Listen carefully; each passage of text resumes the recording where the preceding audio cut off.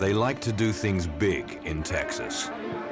But the Dallas Mavericks, one of 3 Texan NBA teams in the world's biggest and best basketball league, took a while to catch on. From their inaugural season in the NBA in 1980-81, the Mavericks took until 2011 to make a real impact on the league. That they did it was thanks to a man from Würzburg, Germany. And yes, he is big. This is perfection, the most inspired moments in sport.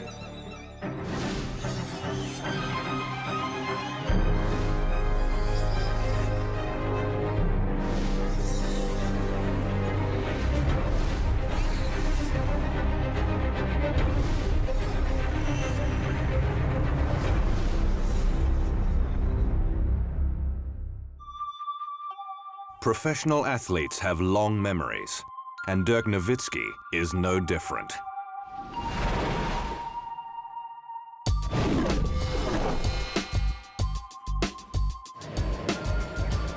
In the 2006 NBA Finals, 2 teams who had never won the title, the Dallas Mavericks and Miami Heat, squared off. The Mavericks had largely been whipping boys in their quarter of century in existence, but owner Mark Cuban was trying to arrest the malaise, while the Heat were a relatively new franchise. Part of the Dallas rebuilding plan was a trade with the Milwaukee Bucks to secure the brilliant Nowitzki, whom the Bucks had taken with pick 9 in the 1998 NBA draft. Dirk had been a fine handball player as a boy, following his father Jorg Werner's footsteps, and also played tennis, until he grew tired of opponents calling him a freak because of his height. At 18, he was already 6 feet 11, or 211 centimeters. He had become the best player in Europe.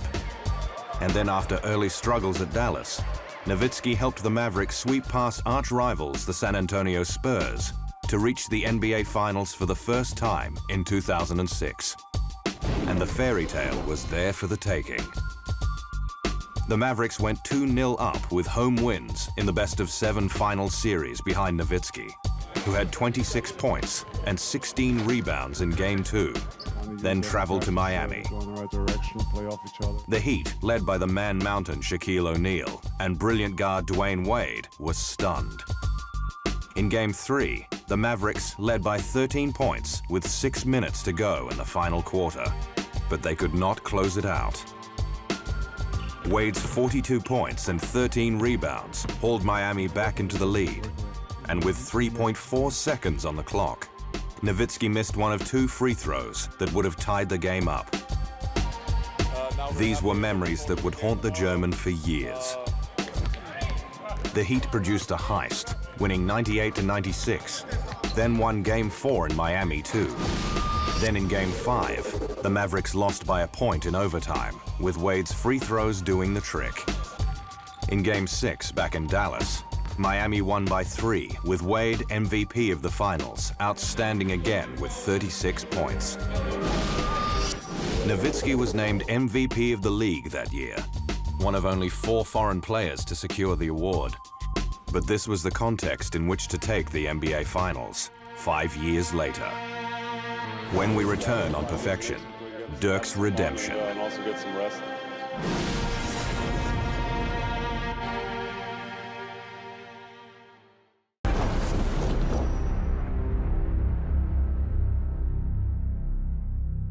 In sports, there are always ups and downs. You can't always be up. There will always be some downs where the team has to learn from and even grow together more and grow as a team. For Dirk Nowitzki, the fact the Miami Heat were again the Mavericks' opponent when they next climbed all the way to the NBA Finals in 2011 was ironic, even appropriate. But the Heat was a different unit 5 years on. Wade was still there, but Miami had spent big to lure LeBron James out of Cleveland and center Chris Bosh from the Toronto Raptors, with the big 3 on contracts beyond $100 million each. Nowitzki had emerged as one of the great players of the world, a 7-footer who could shoot the 3-pointer, face the basket, and shoot one-legged step-back jump shots, take the traditional big man spot in the low post, pretty much do everything. But the Heat were the hot ticket item in the NBA, and their superstar James predicted the formation of a dynasty with multiple championships.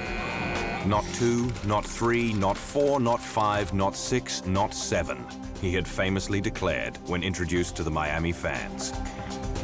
In the finals, the Heat went 2-1 up. Then the unfancied Dallas rallied as teammate Jason Terry kept driving Nowitzki. Keep pushing. Remember 06. In Game 4 at Dallas, Nowitzki had a sinus infection and a 101-degree fever, but he played. Dallas won. Nowitzki was having a poor shooting night in Game 6 at Miami, where the Mavericks had a chance to finish it. Then in the second half, he caught fire. As the game went down the stretch, he kept scoring. A jump shot with 2:27 on the clock to make the lead 10. Then finally, a drive and left-hand layup in the last 30 seconds to ice it. Dallas won 105-95, and Dirk finished with 21 points and 11 rebounds. I mean, I've been around the game for over 30 years now. I've played with a lot of Hall of Fame players: Larry Bird, Kevin McHale, Bill Walton, and Dirk is as good or better than any of them. Nowitzki had scored at 26 points per game in the finals, winning the series MVP as Dallas secured its first NBA championship. A 13-time All-Star, Dirk Nowitzki had a championship to go with his individual records. And the Mavericks went to the White House to meet America's basketball-loving president, Barack Obama. Dirk joined the Maverick 13 years ago as a skinny kid from Germany with what he describes as a goofy haircut. Last year, he became the second European player ever to be named Finals MVP. And I think it's fair to say that we have very rarely seen a better playoff run than Dirk Nowitzki had last year. It was remarkable.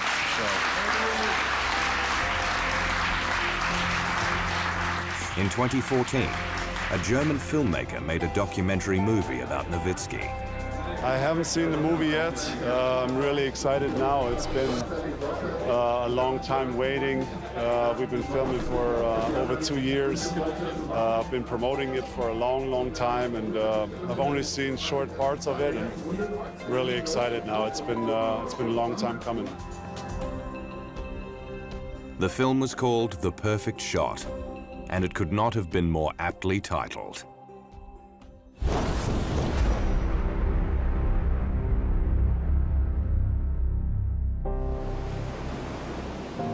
Australian Sally Fitzgibbons was a freakish junior athlete, winning national titles in track and field, and representing her state in cross-country, soccer and touch football.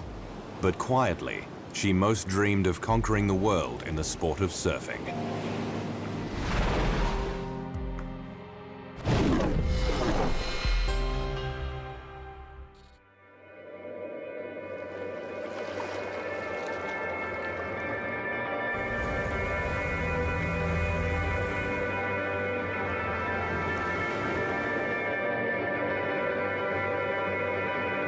I always wanted to be a professional athlete ever since I was probably 8 years old or something.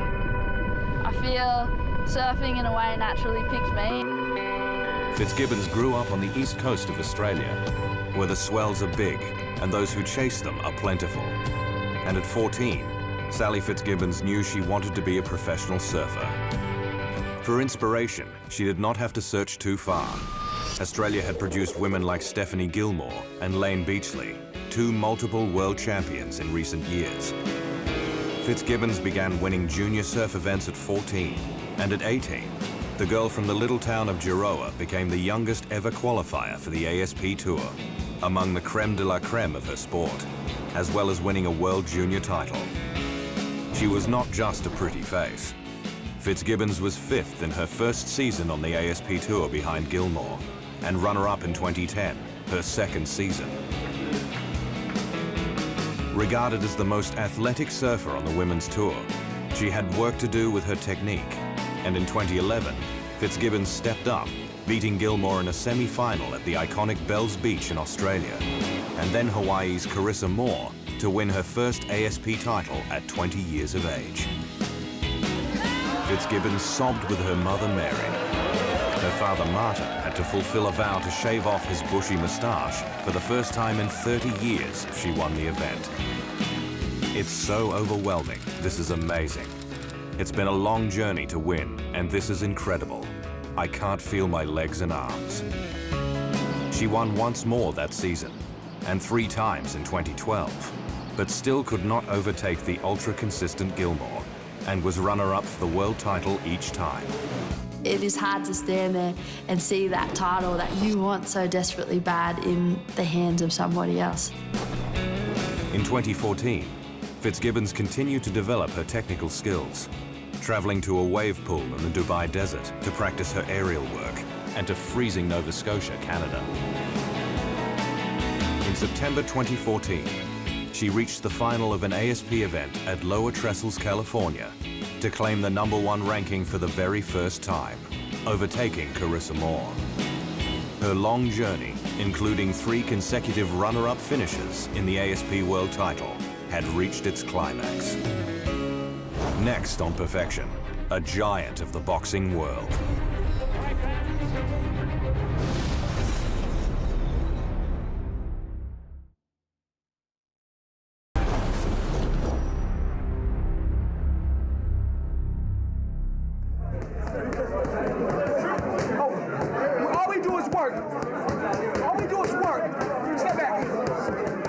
He's won world titles in 5 divisions.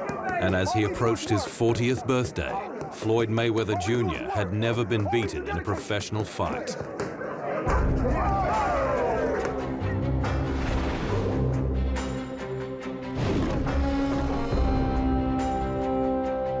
It's all about blood, sweat, and tears. Of course, I come from a boxing family. It's in my blood, it's embedded in me.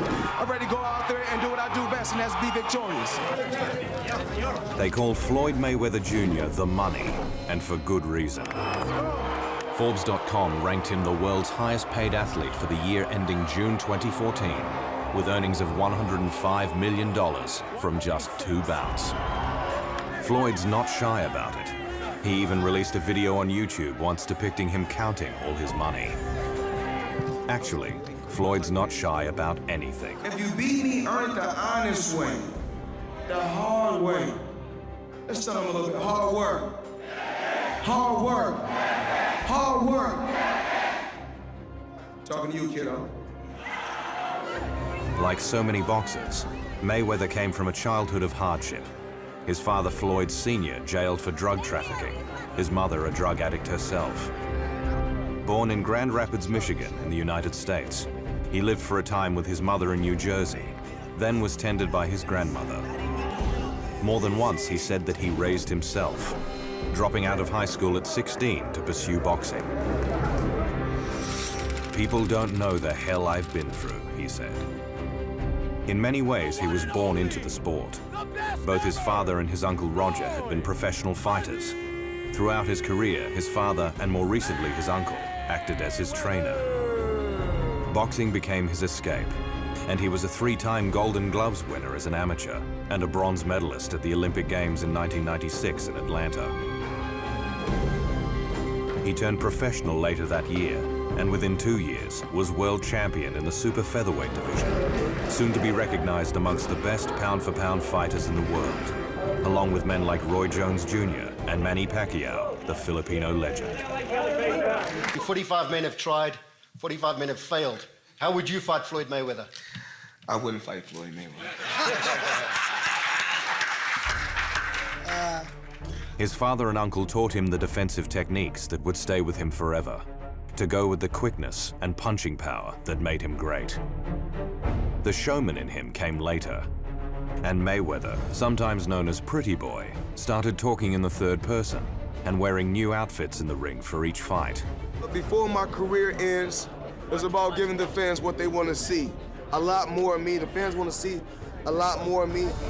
One of his greatest fights was against the 6th Division world champion Oscar De La Hoya for the WBC light middleweight title on May 5th, 2007 in Las Vegas. Mayweather had to move up in weight from 147 pounds to 154 to fight in the division. On the night, he was more than 10 pounds lighter than his opponent. Mayweather was in the big league.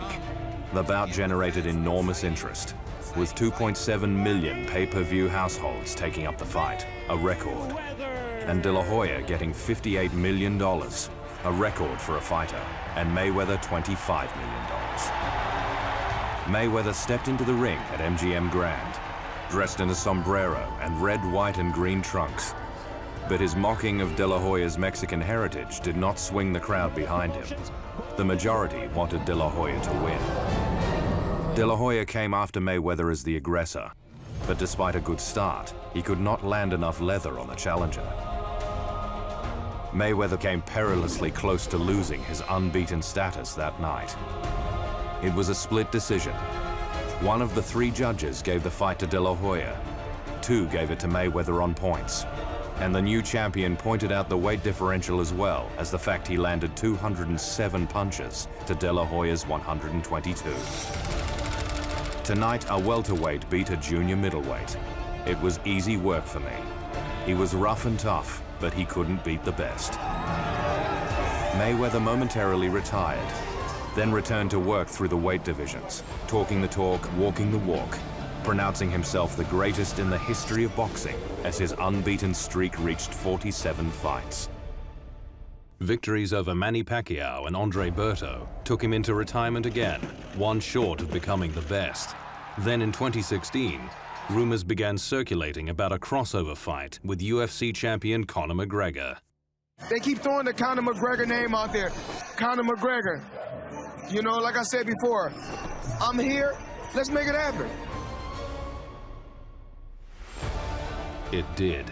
In 2017, Mayweather went 50-0, surpassing Rocky Marciano's record for the longest winning streak in professional boxing.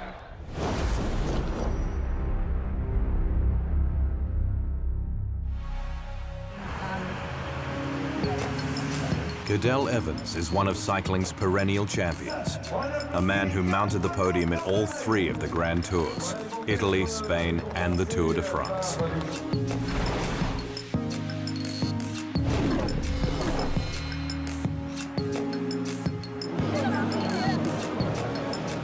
For Cadel Evans, the 2011 Tour de France was a slow burn.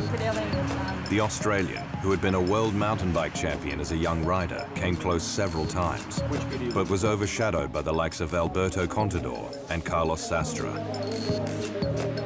From 2005 to 2008, he finished 8th, 4th, 2nd, and 2nd, with Sastre taking him apart on the famous Alpe d'Huez in 2008. Although he had won a World Championship road race in 2010, the theory was that Evans did not quite have the zing in his legs to take the grueling tour. But Cadel Evans is a fiercely determined character, resilient and persistent, an ultra-professional who dreamed of winning the tour since watching the great Miguel Indurain as a teen. Growing up near the town of Katherine in the Australian outback, he'd been kicked in the head by a horse aged 7, spending a week in an induced coma. Many would have expected that at 34 years of age, his chance had passed by the time he lined up with BMC in the 2011 Tour de France, but he had different ideas. Outwardly, I don't know if I seem relaxed about my disappointment and so on, but in years gone by, it's been the setbacks that have brought me back stronger and more motivated for the future years. And my best tours seem to come up a year after my best one, my worst one. So I'm not going to worry about that. Drug controversies had dogged the tour. Contador and Floyd Landis stripped of previous tour wins. And there was continuing speculation over 7-time winner Lance Armstrong. Biological passports had been introduced that allowed authorities to trace differences in a rider's blood profile, a benefit to Evans, who had never tested positive. I think the sport of cycling's done more than enough to prove itself. It's doing the right thing, and now it's time for other sports to look at cycling and then replicate what cycling do, so the fight against drugs in sport can maybe be beaten one day across all sports. Evans was second in the opening stage in 2011, and he won the fourth stage from Lorient to Mer de Bretagne, denying Contador by less than a wheel for his first ever stage win. But Evans kept quiet as Philippe Gilbert, Thor Hufschoft, Thomas Voeckler, and Andy Schleck all wore the leader's yellow jersey. The Australian's pained grimace became a familiar sight as they hit the Alps, and the Schleck brothers Andy and Frank attacked him. But he would not yield, and at the brutal climb of Alpe d'Huez in stage 19, he produced his bravest single ride. Twice while riding in the Maillot Jaune group, he stopped to check equipment on his bike and came close to being dropped. Each time he found a way to haul himself back into the race. Evans had suffered for lack of support from his BMC teammates, writing in his tour diary that no one was willing to work, a backhanded swipe at his teammate Thomas Voeckler. The stage 20 was a 42.5-kilometer time trial around Grenoble, where team tactics were irrelevant, and third-placed Evans had a 57-second gap to Andy Schleck and the yellow jersey. He rode like a man possessed that day, sweat dripping down his nose and chin as he hunched in the aerodynamic position. From the time he rolled down the ramp, he never saw either Schleck. A day after his body was punished in the Alpe d'Huez, he finished second on the stage while neither of the Schleck brothers could find the top 10. Evans had 1 minute 34 seconds on Andy Schleck, more than 2 minutes on Frank Schleck, and the Tour de France belonged to him so long as he could stay upright on the ride into Paris and become the first Australian winner of the Tour. A few people always believed in me. I always believed in me. And we did it, he said. When we return on Perfection, a one-man wrecking machine of rugby.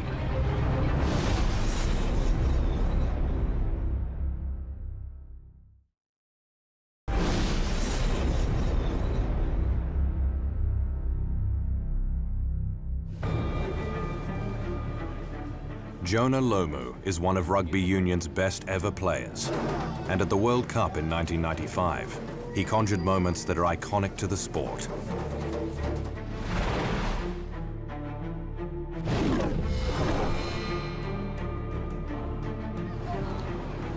Jonah Lomu was just 18, the youngest ever All Black, when he became a member of New Zealand's vaunted rugby team. Lomu, of Tongan descent, was a giant, 6'5" or 195 centimeters, and 19 stone, or 120 kilograms.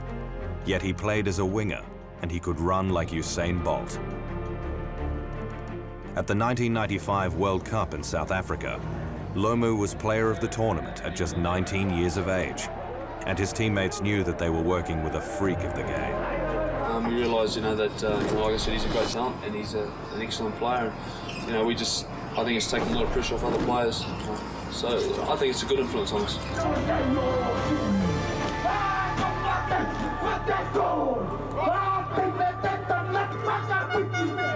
With their ancestral war cry, the haka, performed before every match, the All Blacks have been a dominant force in the sport for many years, and the fear they engendered was personalized by Jonah Lomu. At the World Cup, he scored 7 tries, either with astonishing bursts of speed or with pack-busting brute force. Rugby had never seen his like. 4 tries came in the semi-final against England at Newlands, the marking point for his career. The first of them has been replayed ad nauseum in the 20 years since. Lomu had already beaten the lunging tackles of 2 England players, including captain Will Carling, before he headed in the direction of England's fullback Mike Catt, who was left to mind the line like a stunned animal in a spotlight. Lomu stumbled, gathered his feet, and hit Catt at full speed, then literally stepped right over the top of the England player, rendering him roadkill. Years later, the 13-stone Catt said he remembered thinking that a kind of train crash was about to happen. The next thing I remember is lying on my back, turning to my right, and Jonah was putting the ball down, said Catt. Lomu's 4th try in the second half of New Zealand's 45-29 win was almost as breathtaking, and the legend of Jonah was born. South Africa's ironically named James Small would be the man tasked with stopping a runaway train in the final. And Springbok coach Kitch Christie backed his man.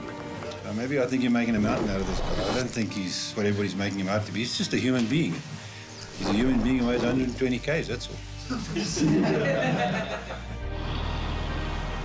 A petroleum company offered a cash incentive of more than $1,000 for each South African player who could lay a tackle on Lomu.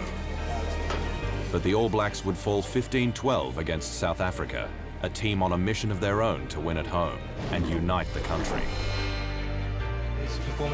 Jonah Lomu soon became chronically ill with a kidney complaint that dogged the rest of his career. Lomu was never quite the same again, but it scarcely mattered. The memories he gave in 1995 will never, ever fade.